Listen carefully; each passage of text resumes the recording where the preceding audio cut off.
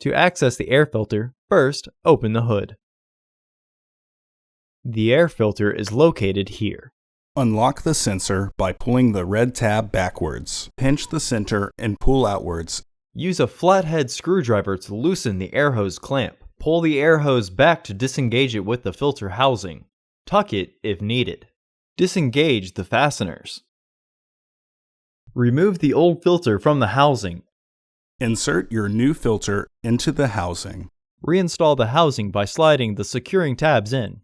Slide the air hose back onto the filter housing. Re-engage the fasteners. Retighten the hose clamp. Reinstall the sensor and lock it into place. Close the hood. Order your parts today at filterheads.com. Also, please like our video and subscribe to our channel so you won't miss any new content.